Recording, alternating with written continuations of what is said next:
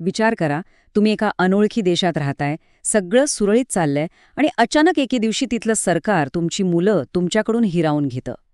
अंगावर काटा आला ना? होय, आपण बोलतोय मिसेस चॅटर्जी वर्सेस नॉर्वे या प्रकरणाबद्दल. ही फक्त एका सिनेमाची गोष्ट नाहीये, तर दोन पूर्णपणे वेगळ्या संस्कृती एकमेकांवर आदळल्यावर किती भयानक परिस्थिती निर्माण होऊ शकते याचं हे एक जिवंत आणि अंगावर काटा आणणारं उदाहरण आहे. आजच्या या सखोल विश्लेषणात आपण याच खऱ्या घटनेच्या मुळाशी जाणार आहोत.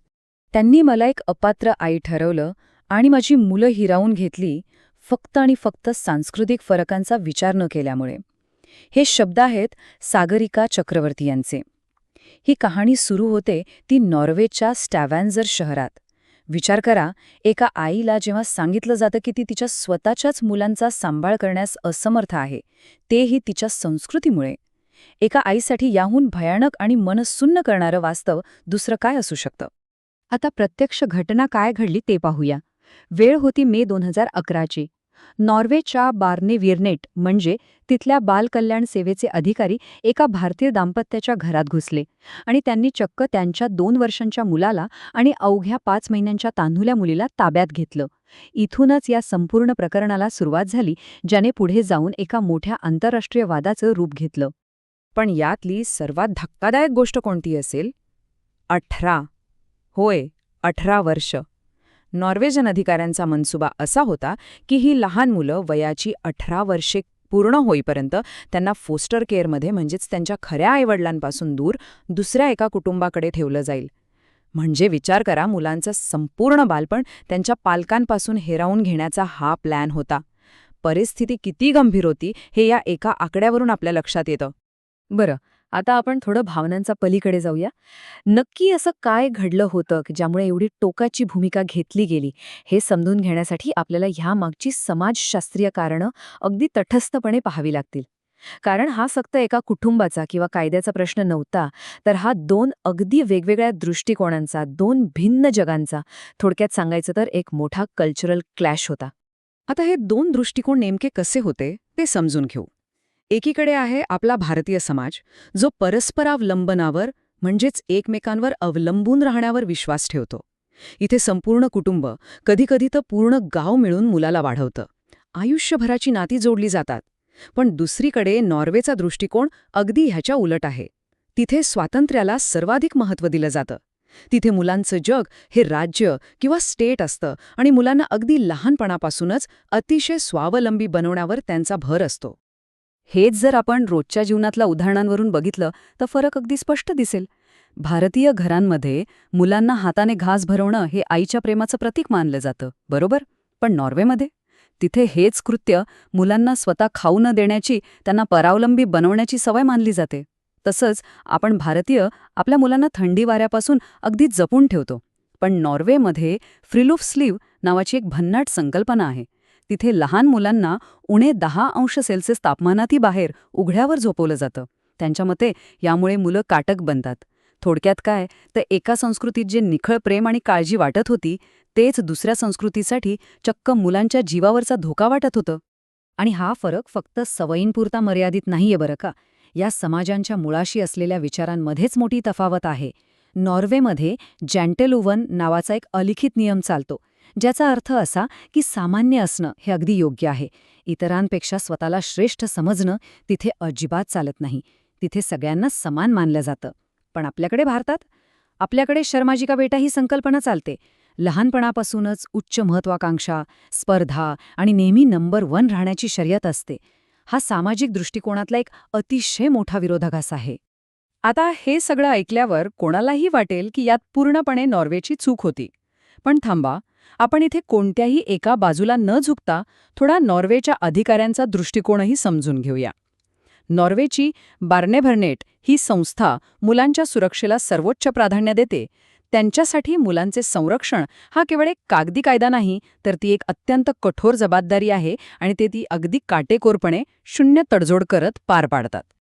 या प्रकरणात नॉर्वेजियन अधिकाऱ्यांनी त्यांच्या अधिकृत नोंदींमध्ये काही विशिष्ट गोष्टी लिहून ठेवल्या होत्या. त्या काय होत्या? तर त्यांच्या मते मुलांना हाताने भरवणं हे जबरदस्तीने खाऊ घालण्यासारखं, म्हणजेच फोर्स फीडिंग होतं. तसंच लहान मुलाने आईवडिलांसोबत एकाच बिछाण्यावर झोपणं त्यांना पूर्णपणे चुकीचं वाटलं.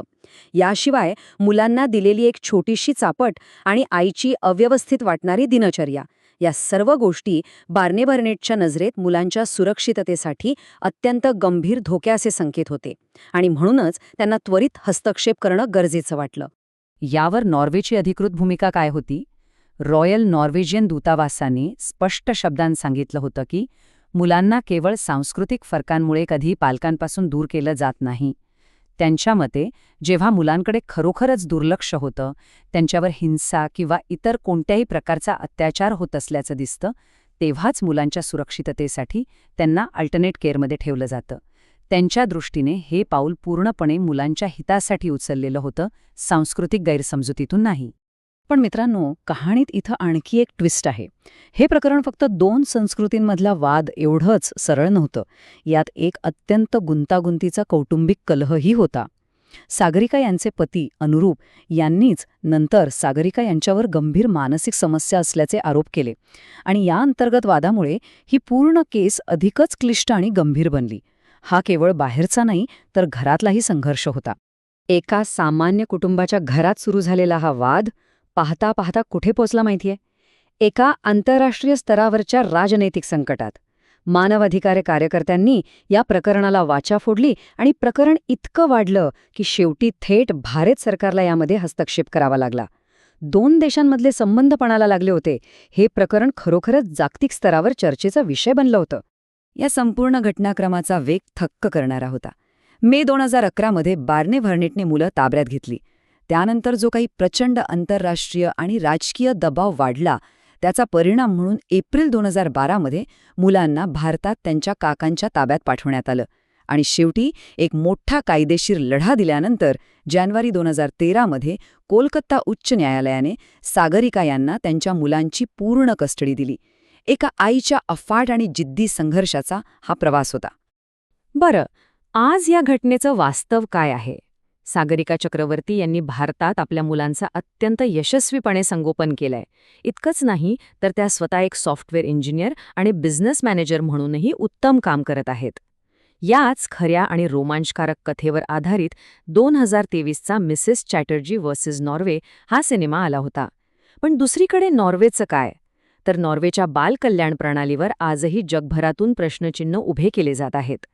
तुम्हाला आश्चर्य वाटेल, 2018 पासून युरोपियन मानवाधिकार न्यायालयाने नॉर्वेच्या बालकल्याण प्रकरणावर तब्बल 24 निकाल दिले आहेत, जे या सिस्टीमवर कडक नजर ठेवून आहेत. आपण या सगळ्या प्रकरणाकडे एका वेगळ्या दृष्टिकोनातून पाहिलं पाहिजे. वेगाने जागतिकीकरण होत असलेल्या आजच्या जगात हे अगदी साहजिक आहे. जग जसजसं जवळ येतंय, तसतशा पूर्णपणे भिन्न आणि विरुद्ध संस्कृती एकाच ठिकाणी एकत्र येत आहेत. आणि जेव्हा असं होतं, तेव्हा अशा प्रकारचे अनपेक्षित आणि कधीकधी भयानक संघर्ष उद्भवण्याची शक्यता असते. वेगवेगळ्या संस्कृतींचं एकत्र राहणं हे वरवर जितकं सोपं वाटतं, प्रत्यक्ष व्यवहारात ते किती गुंतागुंतीचं असू शकतं, हे यातून आपल्याला नक्कीच शिकायला मिळतं. तर आजच्या या सखोल विश्लेषणानंतर एक अत्यंत महत्त्वाचा प्रश्न उरतो, जो मी तुम्हाला विचारू इच्छिते. हे जग वेगाने सीमारेषाविरहित होत चाललंय. आपण एका देशातून दुसऱ्या देशात सहज स्थायिक होतोय. अशा वेळी एक चांगला पालक असण्याचे निकष नेमके कोणी ठरवायचे? ते निकष आपल्या मूळ संस्कृतीचे असावेत की आपण ज्या नवीन देशात राहतो तिथल्या कायद्याचे?